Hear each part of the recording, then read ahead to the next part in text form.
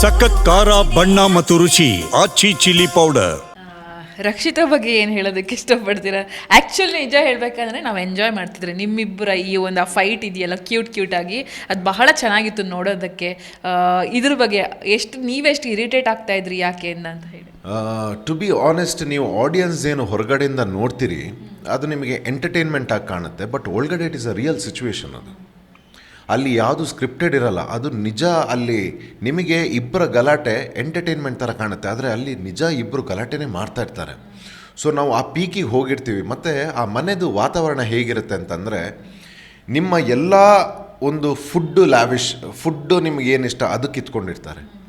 ನಿದ್ದೆ ಇರಲ್ಲ, 24 hours light on ಇರುತ್ತೆ, ನಿಮಗೆ ರಾತ್ರಿ ನಿದ್ರೆ ಬರಲ್ಲ. ಒಂದು ಕ್ಲೋಸ್ಡ್ ಅಟ್ಮಾಸ್ಫಿಯರಲ್ಲಿ 24 hours AC ಆನ್ ಇರುತ್ತೆ. ಮತ್ತು ನಮಗೆ ಕೊಡೋವಂಥ ಟಾಸ್ಕ್ಗಳು ಇಷ್ಟೇನು ಮಾಡುತ್ತೆ, ನಿಮಗೆ ಮೆಂಟಲಿ ತುಂಬ ಪ್ರೆಷರ್ ಆಗುತ್ತೆ. ಮತ್ತು ಅಲ್ಲಿ ಎಲ್ಲ ಕಂಟೆಸ್ಟೆಂಟ್ ನಾಮಿನೇಷನ್ ಮಾಡೋದಕ್ಕೆ ಹಂಟ್ ಮಾಡ್ತಾನೇ ಇರ್ತಾರೆ. ಸೊ ನೀವು ಎವ್ರಿ ಟೈಮ್ ಪರ್ಫಾರ್ಮೆನ್ಸಲ್ಲೇ ಇರಬೇಕು. ನೀವು ಥಿಂಕ್ ಮಾಡ್ತಾ ಇರೋದು ಪರ್ಫಾರ್ಮೆನ್ಸಿಗೆ, ನಿಮ್ಗೆ ಎಲ್ಲಿ ಏರಿಯಾ ಸಿಗುತ್ತೆ ಅಲ್ಲಿ ಪರ್ಫಾರ್ಮ್ ಮಾಡಬೇಕು. ಸೊ ಇದರಲ್ಲಿ ಒಂದೊಂದು ಸರ್ತಿ ಕೆಲವರು ಡಿಸ್ಟರ್ಬ್ ಮಾಡ್ತಾರೆ ನಮಗೆ, ಅಥವಾ ಟಾಂಟ್ ಕೊಡ್ತಾರೆ, ಅದು ಅವರ ಒಂದು ಆಟದ ಸ್ಟೈಲ್ ಆಗಿರುತ್ತೆ.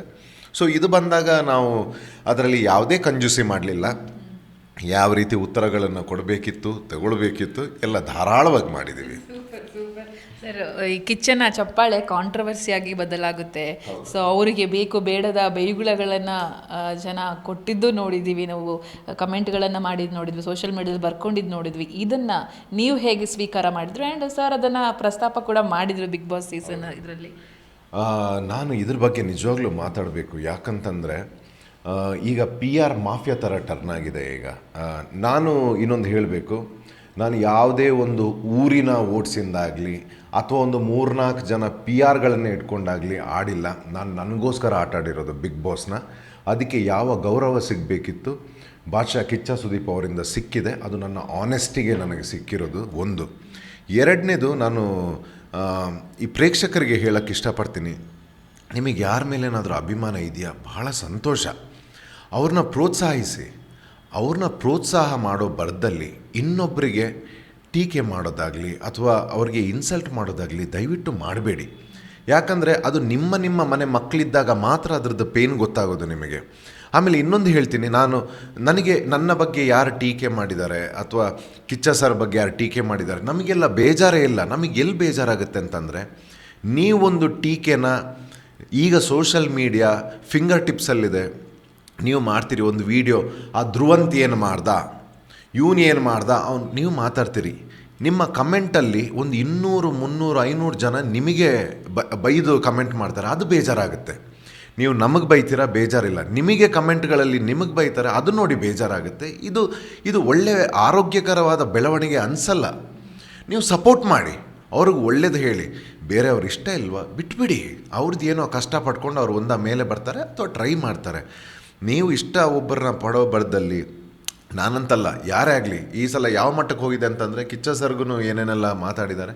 ಸೊ ಅದು ಕಿಚ್ಚ ಸರ್ ಅವರ ಸೇವೆ ಗೊತ್ತು ನಿಮಗೆ, ನಮ್ಮ ಕರ್ನಾಟಕಕ್ಕೆ ಅವರ ಕೊಡುಗೆ. ಮತ್ತು ಬಿಗ್ ಬಾಸ್ಗೆ ಈ ಸೀಸನಲ್ಲಿ 12 ಸೀಸನ್ ಅವರು ನೋಡಿಕೊಂಡು ಸಾರಥಿಯಾಗಿ ನೆರವೇರಿಸ್ಕೊಂಡು ಬಂದಿರೋವಂಥವ್ರು.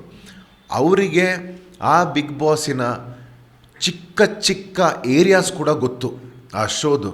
ಅವರು ಏನೋ ಒಂದು ಡಿಸಿಷನ್ ತಗೊಂಡಿರ್ತಾರೆ ಅಂತಂದರೆ ಅದು ತೂಕವಾಗೇ ಇರುತ್ತೆ. ಸೊ ಅದನ್ನು ಪ್ರಶ್ನೆ ಮಾಡೋ ಹಕ್ಕು ಬಹುಶಃ ಯಾರಿಗೂ ಇಲ್ಲ. ಯಾಕಂದರೆ ಅವರ ಆ ಕಾಂಟ್ರಿಬ್ಯೂಷನ್ ಏನಿದೆ ಆ ಶೋಗೆ ಭಾಳ ದೊಡ್ಡದಿದೆ. ಸೊ ಹಾಗಾಗಿ ಅದು ಮಾಡಬಾರ್ದು ಅಂತ ನನ್ನ ಒಂದು ಸ್ಯಾಟಿಸ್ಫ್ಯಾಕ್ಷನ್ ಇದೆಯಾ ಈ ಸತಿ ಗಿಲ್ಲಿ ಗೆದ್ದಿದ್ದು, ರಕ್ಷಿತ್ ತಂಗಿ ರನ್ನರು? ಇದು ನಿಜವಾಗ್ಲೂ ಸ್ಯಾಟಿಸ್ಫ್ಯಾಕ್ಷನ್ ಇದೆಯಾ, ಖುಷಿ ಕೊಟ್ಟಿದೆಯಾ ಈ ಒಂದು ಗೆಲುವು ಅಂತ ಹೇಳಿ? ಸ್ಯಾಟಿಸ್ಫ್ಯಾಕ್ಷನ್ ನನಗಿದೆ. ನಾನು ಆ್ಯಕ್ಚುಲಿ ಅಂದ್ಕೊಂಡಿರಲಿಲ್ಲ. ಯಾಕಂದರೆ ನಾನೊಂದು PR ಇಲ್ಲದೆ, ಒಂದು ಕೊಲಾಬ್ರೇಷನ್ಸ್ ಇಲ್ಲದೆ, ನನಗೆ ಬಂತು ಆಫರ್, ಮನೇಲಿ ಬಟ್ಟೆ ಇತ್ತು ಪ್ಯಾಕ್ ಮಾಡ್ಕೊಂಡು ಹೋಗಿರೋನು. ನಾನು ನೋಡಿರೋನಲ್ಲ ಬಿಗ್ ಬಾಸ್. ಅಲ್ಲಿ ಏನಾಯಿತು ಅರ್ಥ ಮಾಡ್ಕೊಳ್ಳೋಕ್ಕೆ ಸ್ವಲ್ಪ ಟೈಮ್ ತಗೊಂಡೆ ಬಿಗಿನಿಂಗಲ್ಲಿ. ಆಮೇಲೆ ನಾನಾದೆ. ಆಮೇಲೆ ನಾನು ಏನು ಪರ್ಫಾರ್ಮ್ ಮಾಡ್ಕೊಂಡು ಬಂದೆ, ಇಟ್ ವಾಸ್ ಇಲ್ಲಿಂದ. ಅದಕ್ಕೆ ಏನೆಲ್ಲ ಬರ್ತಾ ಹೋಯಿತು ಅದನ್ನು ಖುಷಿ ಆಯಿತು.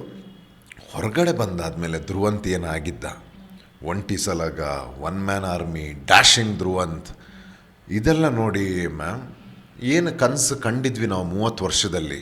ನಮ್ಮ ಚಿಕ್ಕ ಸ್ಕೂಲಿಂದ ಏನು ಕನಸು ಕಂಡಿದ್ದೆ ಕಣ್ಣು ಮುಂದೆ ಸಾಕ್ಷಾತ್ತಿತ್ತು. ಜಯ ಮಹಾಕಾಲ್.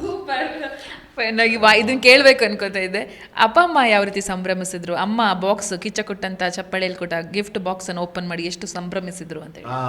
ಆ್ಯಕ್ಚುಲಿ ಏನಾಗಿತ್ತು ಅಂತಂದರೆ ಲಾಸ್ಟ್ ಇಯರ್ 2025 ಕೆಲವರು ನಮ್ಮ ಒಳ್ಳೆತನನ ಮಿಸ್ಯೂಸ್ ಮಾಡಿಕೊಂಡು ಸಹಾಯ ಅಂತ ದುಡ್ಡೆಲ್ಲ ಕೇಳಿ ನಮ್ಮ ಹೆಸರನ್ನ ಹಾಳು ಮಾಡೋದಕ್ಕೆ ಭಾಳ ದೊಡ್ಡ ಪ್ರಯತ್ನ ಆಗಿತ್ತು. ನನ್ನ ಬಗ್ಗೆ ಇಲ್ಲ ಸಲ್ಲದ ಆರೋಪಗಳನ್ನು ಹಾಕಿ ನನ್ನ ತೇಜೋವಧೆ ಮಾಡೋವಂಥದ್ದು ಏನೇನೋ ಎಲ್ಲ ನಡೆದಿತ್ತು. ಇದ್ರ ಬಗ್ಗೆ ನಾನು ಭಾಳ ಡಿಸ್ಟರ್ಬ್ ಆಗಿದೆ. ನಾನು ಶೂಟಿಂಗ್ ಟೈಮ್ ಆಗ ಪೀಕ್ ತೆಲುಗಲ್ಲಿ ನಾನು 3 ಸ್ಟೇಟಲ್ಲಿ ವರ್ಕ್ ಮಾಡ್ತೀನಿ, ಕನ್ನಡ ಮಾತ್ರ ಅಲ್ಲ. ಅದು ಕೂಡ ನಮ್ಮ ಜನರು ಕೊಟ್ಟಿರುವಂಥ ಆಶೀರ್ವಾದ ನನಗೆ. ಸೊ ಅಲ್ಲಿ ಅದನ್ನು ಡಿಸ್ಟರ್ಬ್ ಮಾಡಿ ನನ್ನ ಕೆಲಸ ಎಲ್ಲ ಹೋಗೋ ಹಾಗೆಲ್ಲ ಮಾಡಿ ತುಂಬ ತೊಂದರೆ ಕೊಟ್ಟಿದ್ರು. ಆಗ ನನ್ನ ತಂದೆ ತಾಯಿ ಭಾಳ ನೊಂದಿದ್ರು. ಏನು ಯಾರನ್ನೆಲ್ಲ ಇದೇ ಹೇಳೋದು, ಯಾರನ್ನ ಹತ್ರ ನೀವು ಯಾರ ಜೊತೆ ವ್ಯವಹಾರ ಮಾಡ್ತೀರೋ ಅವ್ರನ್ನೆಲ್ಲ ನೋಡ್ಕೊಳ್ಳಿ, ಈಗ ಏನಾಯಿತು ಅಂತ ಭಾಳ ಬೇಜಾರು ಮಾಡ್ಕೊಂಡಿದ್ರು ಅವರು. ಸೊ ಆಗ ನಾನು ಡ್ಯಾಡಿಗೆ ಪ್ರಾಮಿಸ್ ಮಾಡಿದ್ದೆ, ನಾನು ಏನು ಕಳ್ಕೊಂಡಿದ್ದೀನಿ, ಎಲ್ಲಿ ಕಳ್ಕೊಂಡಿದ್ದೀನಿ ಅಲ್ಲೇ ವಾಪಸ್ ತರ್ತೀನಿ ಅಂತ. ಸೊ ನನ್ನ ಮಹಾಕಾಲ್ನ ಆಶೀರ್ವಾದ, ನನ್ನ ಭಕ್ತಿ ಸ್ಟ್ರೈಟ್ ಇದು ಅವ್ರದ್ದೇ ಆಶೀರ್ವಾದ. ನನ್ನ ಚಾಮುಂಡಿ, ನನ್ನ ಮಹಾಕಾಲ್ ಅವರ ಆಶೀರ್ವಾದದಿಂದ ಎಲ್ಲಿ ಕಳ್ಕೊಂಡಿದ್ವೋ, ಯಾವ ಡಿಸೆಂಬರಲ್ಲಿ ಲಾಸ್ಟ್ ಇಯರ್ ಕಳ್ಕೊಂಡಿದ್ವೋ ಅದೇ ಡಿಸೆಂಬರಲ್ಲಿ ಮಹಾಕಾಲ್ ಆಶೀರ್ವಾದದಲ್ಲಿ ತಂದಿಟ್ಟಿದ್ದೀವಿ.